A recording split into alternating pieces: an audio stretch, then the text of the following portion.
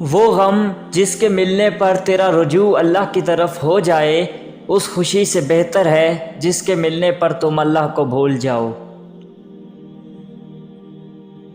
جب اللہ کو آپ کی زندگی میں اچھا موڑ دینا ہوتا ہے تو وہ برے لوگوں کی حقیقت آپ کے سامنے لے آتا ہے۔ حالات اگر برے بھی ہوں تو بھی یقین رکھنا چاہیے، کیونکہ خدا جب کچھ لیتا ہے تو اس سے بڑھ کر نوازتا ہے۔ کسی کو ذلیل کرنے سے پہلے خود ذلیل ہونے کے لیے تیار رہیں، کیونکہ اللہ کا ترازو صرف انصاف تولتا ہے۔ انسان جب کچھ برا کرنے لگتا ہے تو دائیں بائیں آگے پیچھے اچھی طرح دیکھ لیتا ہے، اوپر نہیں دیکھتا۔ خدا انہیں بہترین عطا کرتا ہے جو انتخاب کا حق اسے سونپ دیتے ہیں۔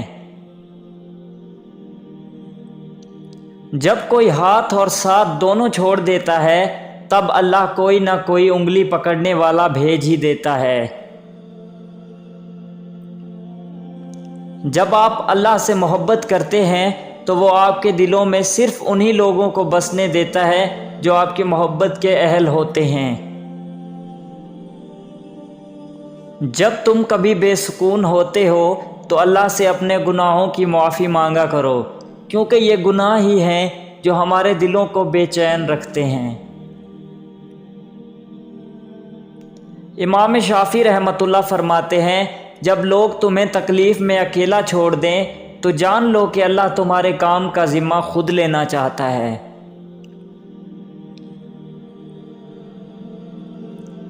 اللہ خود پر کوئی احسان نہیں رکھتا، اگر آپ نے اس کے لیے کوئی چیز چھوڑی ہے تو وہ آپ کو اس سے بہتر نواز دے گا۔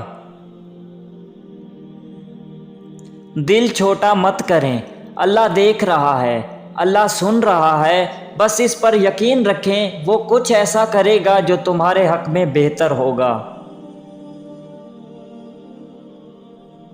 اندھا دنیا کو دیکھنے کی، بہرا سننے کی، لنگڑا چلنے کی اور گونگا بولنے کی تمنا کرتا ہے، اور تم دیکھتے سنتے چلتے اور بولتے ہو، تو پھر کون سی چیز تمہیں اپنے رب کا شکر بجا لانے سے روکتی ہے؟